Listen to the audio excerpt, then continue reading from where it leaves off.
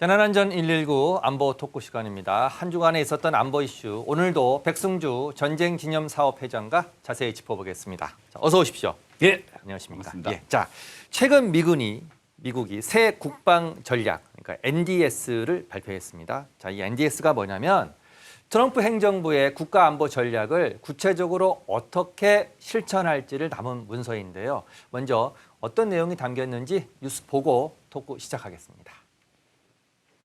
국가방위전략 NDS는 전쟁부로 이름을 바꾼 미 국방부가 지난해 말 발표된 국가안보전략 NSS를 구체적으로 실현하기 위해 작성한 문건입니다.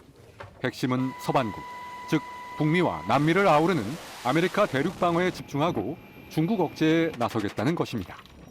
NDS는 대신 유럽과 중동 등 다른 지역에선 동맹국가 파트너들이 자국 방어에 1차적 책임을 져야 한다고 강조했습니다. 한반도에선 한국이 미국의 결정적이고 제한적인 지원을 받으면서도 북한을 억제하는 데 주도적 책임을 질 역량이 있다고 평가했습니다. 그것이 미국의 이익에도 부합한다고도 했습니다. NDS는 특히 최근 유럽과 갈등을 빚고 있는 그린란드에 대해선 미국의 영향권을 의미하는 서반구로 규정했습니다. 본토 방어에 필요한 차세대 방공망 골든돔을 위해 그린란드가 필요하다는 트럼프 대통령의 최근 발언을 뒷받침한 걸로 분석됩니다. And it works much better when we have access to Greenland. It just covers more territory, covers it more accurately. 4년 전 NDS에선 북한을 중국, 러시아 다음에 군사적 위협으로 규정했지만 이번엔 이란 다음으로 한 단계 내렸습니다. 북한이 미국 본토에 대한 명백하고 현존하는 핵공격 위험을 제기한다면서도 4년 전 명기했던 비핵화 목표는 빠졌습니다. 북미 대화 가능성을 열어둔 게 아니냐는 분석도 나옵니다. KBS 뉴스 금차량입니다. 자, 회장님, 이번에 공개된 국가 방위 전략 NDS, National Defense Strategy 이렇게 불리는데 이게 어떤 성격의 문서고 이게 왜 중요합니까? 그게 국방 안보와 관련해서 미국이 발행하는 문서가 몇 가지 있는데요. 네. 계급이 좀 있어요. 예. 백악관이 만드는 책임을 갖고 하는 것을 NSS라 그러고. NSS. 예. 그 다음에 그 백악관의 전략 목표 방침을 구현하기 위해서 국방부 장관이 책임지고 만드는 것이 지금 말씀하신 NDS. 예. 국방부 장관이 만들어 놓으면 그 밑에 이제 계급이나 합참해서 만드는 것을 또 NMS 군사기획이라고 있어요. 계급 체계가 있어요. 아니 예. 복잡하지 않죠. 아, 단순하군요. 예. 우리도 마찬가지 청와대 기획문서가 있고 국방부 기획문서가 있고 그다음에 합참 기획문서가 있고 각군의 지침이 있듯이. 예, 알겠습니다. 이게 이제 백악관에서 NSS를 만드니까 국방부에서는 NSS를 어떻게 할 건가에 대한 것을 이제 만든 거죠. 예. 그다음에 이제 합참 기획문서가 나오는데 예. 사실 이 국방부 기획문서가 굉장히 중요하고 그 사실 이 문서를 만든 책임이 콜비 정책차관이에요. 예. 이 문서가 미국이 전략적 우선순위를 어디에 두고 있느냐. 예. 그 NS에서 백악관이 만든 전략 목표를 달성하기 위해서 어떠한 전략적 우선순위를 갖고 있느냐 이런 부분이죠. 예. 뭐 당연하죠. 본토를 방위하겠다는 거. 예. 그러니까 서방부를 방어하겠다는 거. 방어하겠다.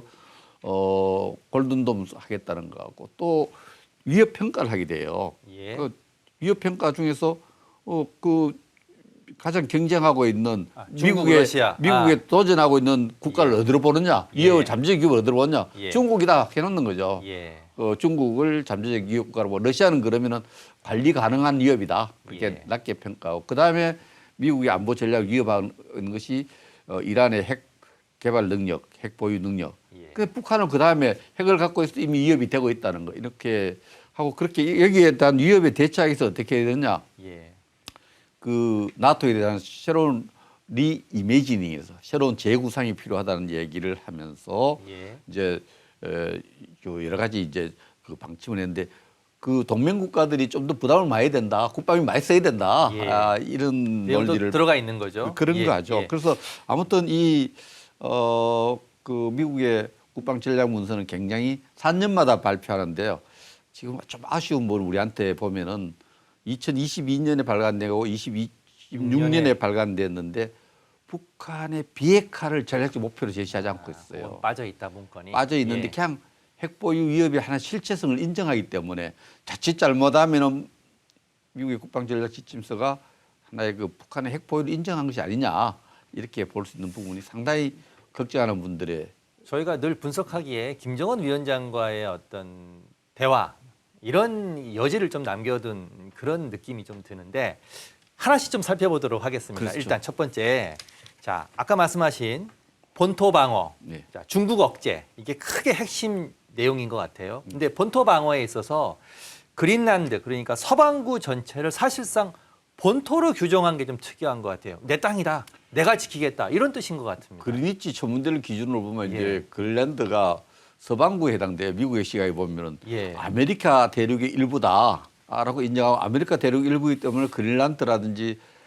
파나마라든지 중미권에 대해서 미국이 안보에 굉장히 중요하다. 예. 이것을 우리가 방어해야 되고 이익권을 설정을 하니까 그것을 지키기 위해서는 골든돔이 필요하다. 골든돔은 그린란드에 설치하겠다는 의지가 보였고 예. 서반구를 지키겠다는 그린란드에 대한 지금의 정책을 그대로 연장선상에서 트럼프 입장을 반영한 그렇게 볼 수 있습니다. 처음으로 밝힌 것 같아요. 서반구를 사실상 본토를 규정한 거는 트럼프 대통령이 처음인 것 이제 같습니다. 서반구를 강조하면서 이게 논리가 필요하거든요. 예. 이게 그린란드 영토 야역이 있는 거 아니냐, 경제적으로 광물에 대한 욕심이 있는 거 아니냐, 뭐 나토 회원국인 저 덴마크에 대한 어떤 약간의 인베이전 침략이 아니냐 이런 예. 비판이 이니까 예. 그게 아니고 서반구 미국 본토를 방어하기 위해서 필요하다. 그래서 그린란드의 안보 협력이 필요하고 그런 논리를 내세우는 그래서 거군요. 예. 양자 간에 그린란드 자꾸만 나라잖아요. 예. 양자 협상은 누구 따라가겠어요? 결론 나 있잖아요. 미국하고 양자 협상하는데 그린란드가 결국은 그린란드 총리도 이야기했잖아요. 미국이 원하는 협상은 다 할 수 있다. 예. 뭐 이런 부분은 그린란드에 대한 미국이 사실은 전세권을 확보한 거예요. 관리권을. 그런 부분에 대한 확인하는 그런 문서다 이렇게 볼 수 있어요. 예. 자, 첫 번째가 본토 방어였고 두 번째 핵심 주제가 중국 억제인데 이 내용을 보면 대치가 아니라 힘을 통해 억제하겠다. 이 구체적으로 어떻게 하겠다는 이 부분이 겁니까? 이제 거부란 말이 이제 콜비 차관에서는 거부 전략은 예. 어떤 내용이 하면은 모든 분쟁에 개입하지 않겠다. 선택적으로 개입하겠다는 걸 거부 전략이라는데 여기서 약간 용어가 달라요. 예. 미국의 이익에 도전하면은 예.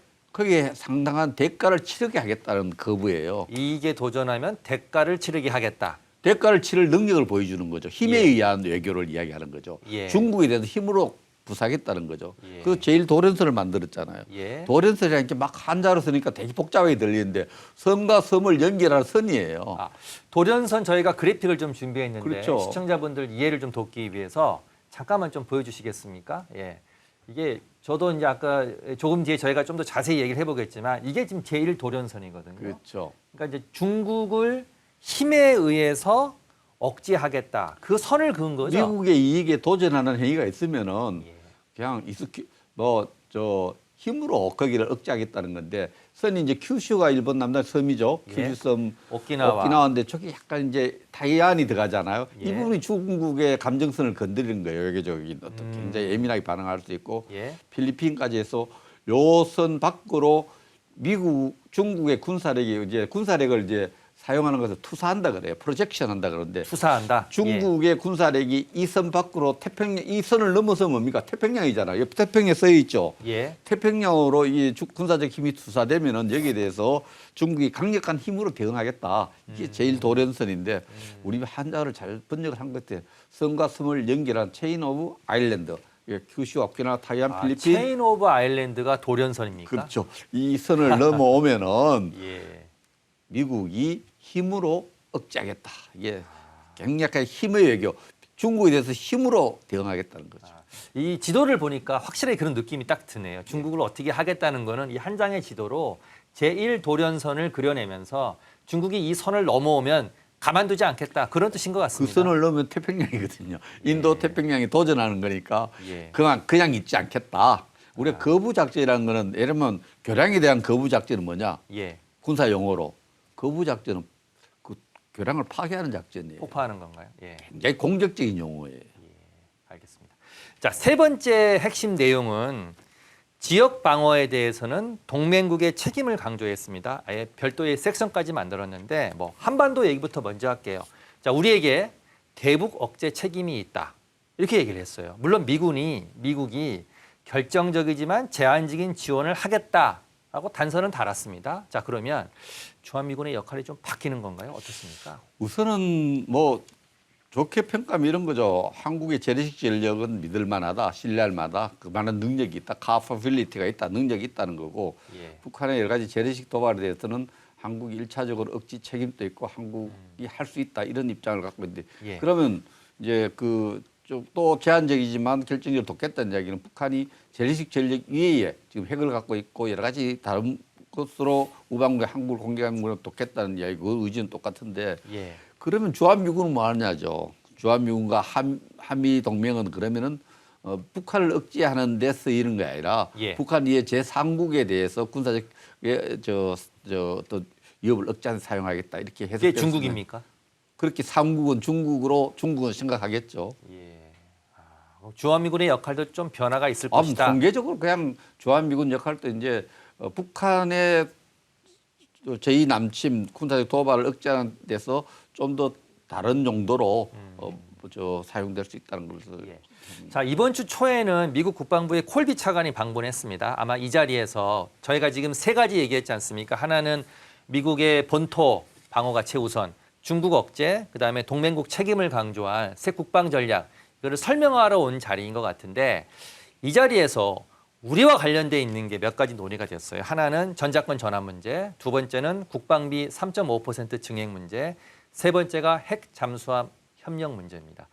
어디까지 좀 논의가 이루어졌을까요? 자세한 것은 밝혀지지 않았지만 언론 보도를 통해서 보면은 전작권 전환에 대해서는 우리 안규백 장관이 전작권 전환을 받을 준비가 돼 있고 그걸 빨리 해야 되겠다 이런 예. 입장을 일관되게 공개적으로 설명을 했고요. 네.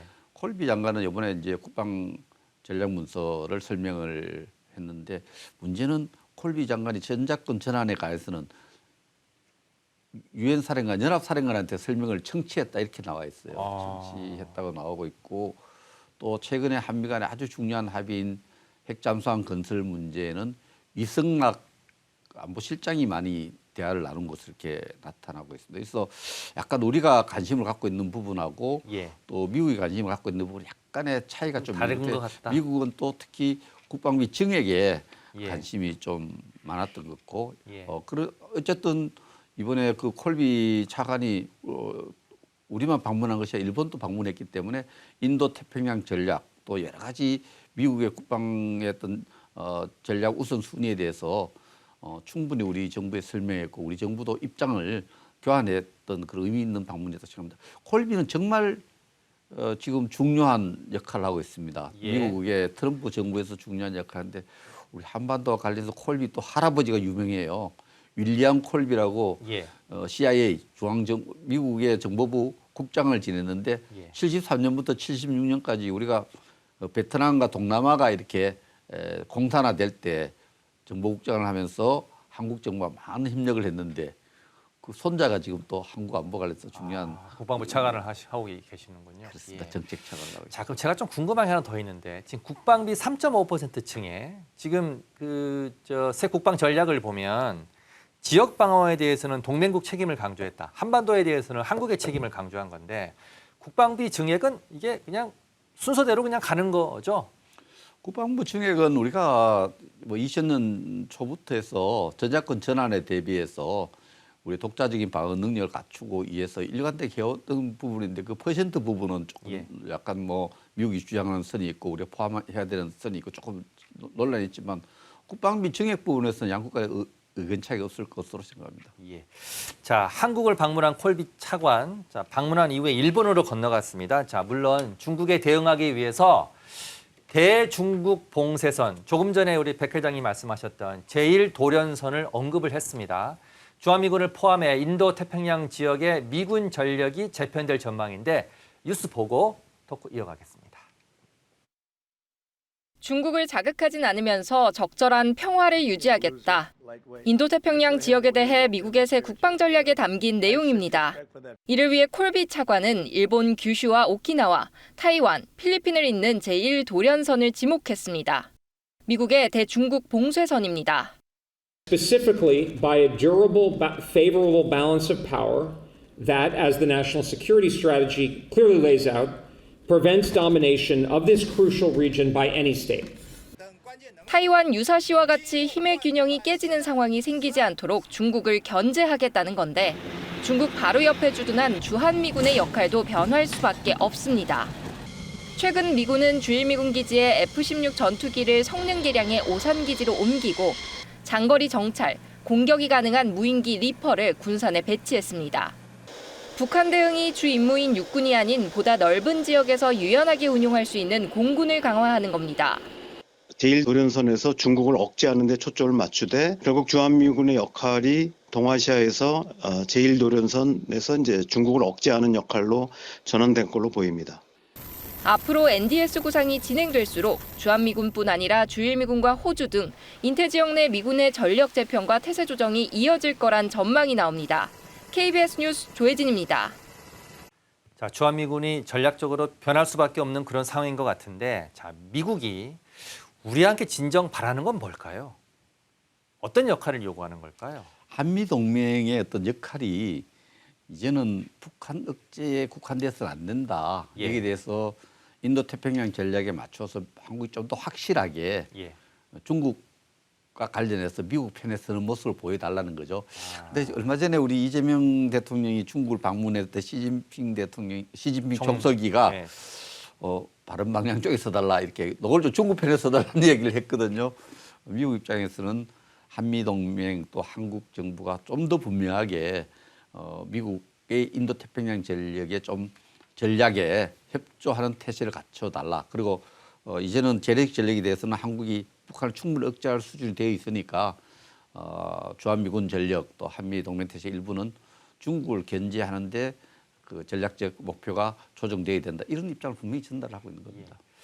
주한미군 관련해서는 이 군인 수를 좀 축소하려고 했다가 일단 좀 제동이 걸린 상태인데 지금 미국이 조만간에 글로벌 병력 배치와 관련해서 전 세계에 배치되어 있는 미군의 병력을 어떻게 운용할지에 대한 종합적인 발표를 할 예정입니다. 제가 보니까 현재 전 세계에 해외에 주둔하고 있는 미군이 17만 명입니다. 이걸 좀 줄이거나 또는 옮기려고 하고 있는 것 같은데 이럴 경우 전 세계 안보 지형에 어떤 영향이 있을까요?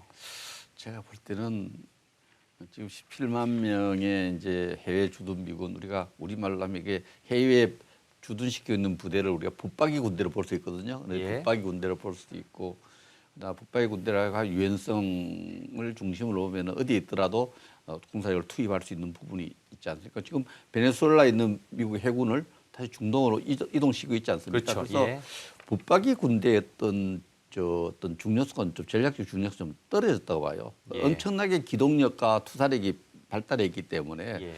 특별한 특정한 지역에 군사를 주둔시키는 거는 이제 조금 전략적 변해야 된다. 군사적 중요성은 떨어져 네. 있는 거죠. 이미 이 부분이 플렉서빌리티라는 용어로 우리 번역됩니다만은 유연성 이것은 2000년부터 미국이 발전시켜 있는 거예요. 예. 붙박이 군대에 대한 의존한 것을 줄이고 언제든지 기동력을 강화해서 좀 유연성을 발휘하자. 그런 측면에서 17만 군대를 주둔군을 지역적으로 또 재편하고 본거로 많이 갖고 오든 뭐 어떻게 하든 이런 문제가 네. 상징성은 있고 있지만은 전략적으로 그렇게 중요한 의미는 안 가질 것 같아요. 예. 그게 중요한 것은 미국이 전략적으로 우선순위 어디 두느냐가 문제지 군대를 어디에 많이 주둔하느냐는 저는 그렇게 중요하지 않다고 생각을 합니다. 근데 미군이 가급적이면 분쟁에 끼어들지 않으려고 개입하지 않으려고 하는 그런 분위기가 있지 않습니까? 자, 아메리칸 포스 때문에 지금 콜비 차관이 내세운 게 2013년에 책으로 쓴 게 이제 거부 전략 그것 때문에 계속 발탁이 돼서 미국의 국방 정책 설계하는 사람이 지금 엘드리지 콜비 정책 차관인데 그 책에 명확하게 나왔어요. 미국은 이제는 세계 국방비에 차지하는 미국 국방비 비중이 상당히 줄었다. 예. 줄었기 때문에 미국이 이제 모든 분야에 개입할 수 없다.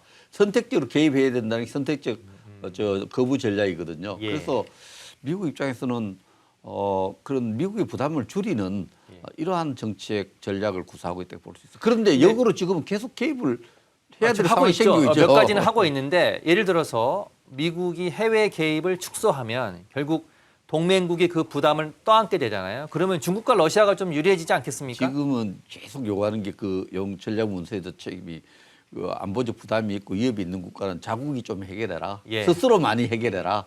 필요한 경우에 제한적으로 도와주겠다 이런 입장인데 역설적으로 그런 주장을 하면서 다시 그 뭐 나중에 또 토론 나올 수 있지만은 이란이라든지 베네수엘라든지 군사 개입을 좀 증가시키는 부분이 있어서 하고 있는 거죠. 예. 그래서 조금 역설적인데 대원칙은 콜비를 중심으로 한 전략가들 대원칙은 미국이 모든 문제에 개입하려는 태도는 잘못됐다. 선택적 개입이 된다는 거예요. 저희가 조금 있다가 이란 얘기를 할 텐데 지금 미국이 개입하려고 하고 있는 그 상황입니다. 자, 지금 저희가 미국이 최근 발표한 NDS의 주요 내용을 지금 하나씩 살펴보고 있는데 첫 번째가 아까 말씀드린 본토 방어였고 두 번째가 중국 억제, 세 번째가 동맹국의 부담 증가.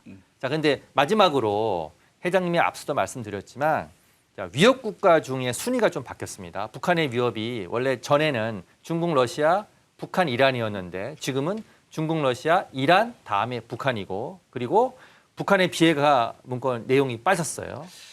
어떤 의도라고 보십니까? 북한 비핵화가 빠져 있고 우선순위에서 이란보다 빠져 있는 부분이 우리 안보를 걱정하는 사람 비핵화가 이제 대한 트럼프 의지가 없는 거 아니냐, 트럼프 정부 의지가 없는 거 아니냐 굉장히 걱정을 하는데 예. 그래서 성급하게 그 안보 전문가들 일부 평론가들은 트럼프가 이제 북한과의 핵 군축에 관심을 가지는 거 아니냐, 핵 폐기보다는 이런 걱정을 하는데 이 부분은 고도의 전략이 좀 숨어 있는 것 같아요. 예. 트럼프가 이제 APEC에 왔을 때 김정은과 대화를 하고 싶다고 직접적으로 이야기를 했고 뭔가 북한과 어떤 고위급 회담 또 직접 최고위급 회담을 통해서 뭘 해결하려는 이런 의지가 이런 의도가 담겨져 있어 순서가 조정되어 있잖아. 저는 그렇게 보고 북한 핵에 대해서도 트럼프는 일관되게 좀 현재 상황을 냉정하게 보자는 거죠. 예. 핵 폐기보다는 좀 핵을 인정하지 않을 수 없다는 이런 입장을 보이고 있는데 우리로서는 굉장히 좀 저는 불만입니다. 그 부분에 대해서 비핵화 부분이 빠져 있고 그 부분에 대해서 명확한 의지가 이 전략 문서에 빠져 있다는 데서 굉장히 저는 잘못되었다 이렇게 봅니다. 지금 자막에 이란 다음으로 북한의 군사적 위협을 언급했다. 지금 이란이 세 번째입니다. 예. 자, 이란 얘기 좀 해볼게요. 예. 지금 반정부 시위가 발발한 지 한 달쯤 됐는데 지금 현재 상황은 시위는 일시적으로 위축된 상황이라고 합니다. 지금 이란은 지금 어떤 상황입니까? 이란은 지금 시위가 일어났는데 시위에 대해서 아주 하메니 체제가 예. 그 군을 동원해서 유혈 진압을 통해서 5천 명 내외의 사상자가 공적으로 나오면서 시위가 일시적으로 좀 소강도 되고 위축돼 있는 국면이 있어 예. 질서가 회복된 것처럼 보이고 있는 그런 상황이죠. 예. 이런 상황에서 이제 미국의 트럼프가 계속해서 전면적인 군사 개입의 가능성을 거론하고 거기에 따른 예. 군사적 대비 태세를 강화함으로써 긴장이 좀 고조되어가는 미국이 실제로 이란에 대해서 전면적인 군사 공격을 할지 모른다는 이런 우려가 계속 나오고 있는 지금 상황입니다. 트럼프 대통령이 오늘 아침 어제 저녁에 나온 언론 보도를 보면 이런 말을 했습니다. Time is running out. 시간이 다 돼간다. 이렇게 이란에 경고를 했어요. 그러면서 이란에 사실은 세 가지 얘기를 했어요. 첫 번째가 우라늄 농축 프로그램 폐기해라. 두 번째가 탄도미사일 사거리 제한하고 또 수량도 제한해라. 세 번째가 중동 내 무장 세력에 대해서는 지원을 중단하라. 이렇게 요구를 했는데 이란 측에서는 우라늄 농축만 협상의 대상이지 나머지는 협상하지 않겠다. 이렇게 지금 반발하고 있거든요. 자, 회장님은 계속 지금 트럼프는 이란을 공격하지 않을 것이다. 지난해 6월 한밤의 망치 작전으로 한번 공격한 바가 있는데 이번에는 압박 전술이지 실제 실행에 옮기지 않을 것이다라고 해서 말씀하시는데 지금 전 세계는 국제 유가가 오르고 있습니다. 트럼프가 이란을 공격할 것처럼 지금 생각하고 있거든요.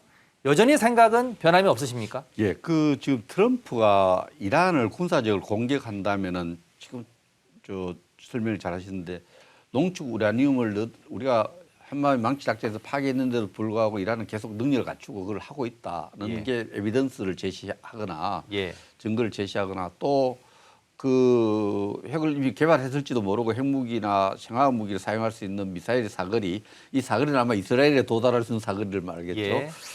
이런 탄도미사일을 계속 개발하고 있는 부분이 있으면 군사적 차원에서 이 부분을 다시 공격할 수 있는 건 명분이 돼요. 예. 그러나 국내 하메니 체제를 전복하기 위해서 군사 개입하는 것은 제가 안 할 거다. 예.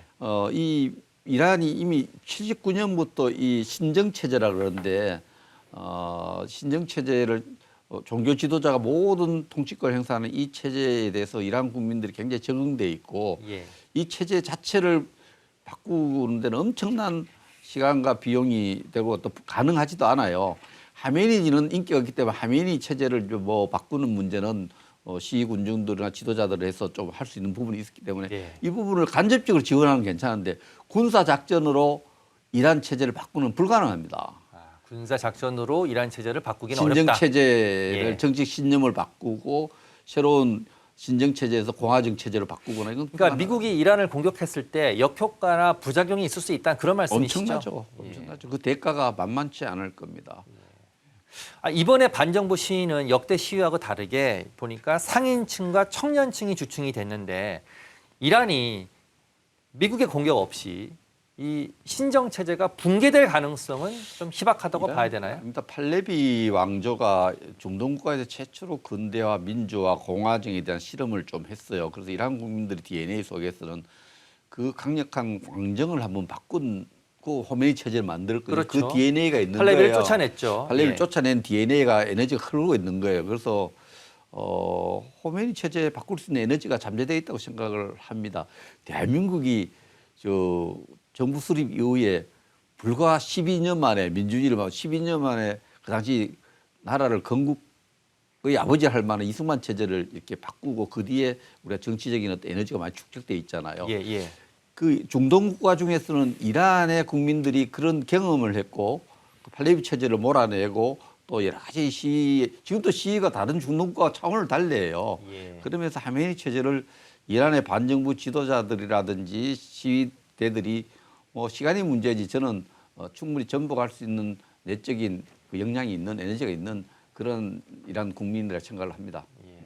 안에 시위는 혼란스러운데 아직은 좀 상황을 지켜봐야 될 것 같고 미국이 정말 군사 개입을 할 것인지 다음 주에 하더라도 결론이 절대 예. 그 체제를 바꾸기 위한 개입은 명문 안 내놓을 거예요. 예.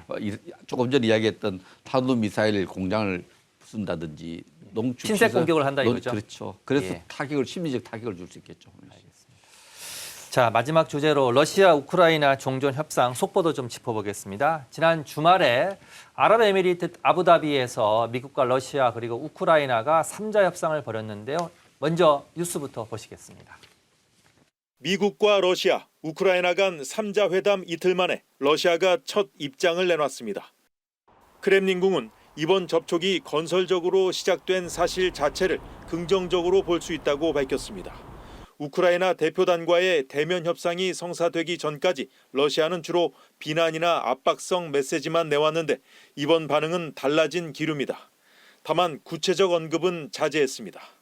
Пока не время подводить какие-то итоги, даже предварительные. Это только начало работы. Эта рабочая группа будет продолжена.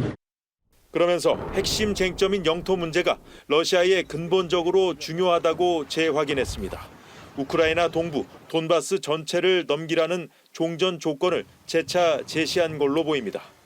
젤렌스키 우크라이나 대통령 역시 3자 회담으로 문제 있는 의제들을 줄여 실효성이 있었다고 평가하면서도 영토 문제는 러시아와 입장이 근본적으로 다르다고 선을 그었습니다. Потрібні реальні результати дипломатії, щоб не було враження, що росіяни використовують і переговорний процес із дуже цинічною, жорсткою метою. 이런 가운데 양측은 영하의 강추위 속에도 상대의 에너지 시설은 물론 민간인 거주 지역까지 피해를 주는 공방을 지속하고 있습니다. 다음 달 1일 재개하기로 한 3자 협상을 앞두고 조금이라도 유리한 조건을 만들기 위해 전장의 전투 수위를 다시 끌어올리고 있습니다. 베를린에서 KBS 뉴스 송영석입니다. 회장님, 저는 협상이 좀 지지부진하지만 러시아가 협상 테이블에 앉았다. 이게 뉴스인 것 같아요. 저는 완전히 트럼프 정부가 푸틴에 속고 있다는 생각이 들어요. 그 푸틴이 지금 화전 양명 연설 쓰는데 예. 조금 전에 보면 또 이제 UAE 협상을 중재하고 UAE 대통령 만나가지고는 협상을 중재해줘서 고맙다 이렇게 하고 또 뭐 잘 되는 것처럼 이렇게 이야기를 하다가도 지금 미국 국무장관이 이제 영토 문제만 남았고 예. 안전 문제에 대해서는 합의를 했다. 안전 문제는 유럽 국가들이 지상으로 가서 평화 절충지에 들어가고 미국이 후방에서 지원해 줘서 미국이 안전을 보장하는 그 합의했다 이렇게 하니까 제가 여기 들어오기 전 1시간 전에 예. 그 러시아 외교부 장관이 미국이 안전을 보장하는 것은 절대 받아들일 수 없다 해버려요. 그러니까 또 그러놓고 또 우크라이나 염전사상 전쟁에 대한 여러 가지 공포감을 만들어서 일반 여객 열차를 공격해서 수많은 사람이 또 다치게 하거든요. 그래서 지금 러시아가 평화와 전쟁을 통한 목표 달성을 놓고 보면은 분명히 제3자적 밖에서 이렇게 보면은 많이 떨어진 우크라이나에서 많이 떨어진 이 서울에서 보면은 분명히 그 푸틴은 군사 작전을 통해서 목표를 달성하려고 하고 있는 거예요. 그냥 젤렌스키 이야기했잖아요. 사악하게 평화협상을 이용하고 있다고. 저는 젤렌스키 입장이 같아요. 계속 푸틴은 트럼프와 트럼프의 그 특사 참모들을 조금 기만하고 있다는 느낌이 들어요.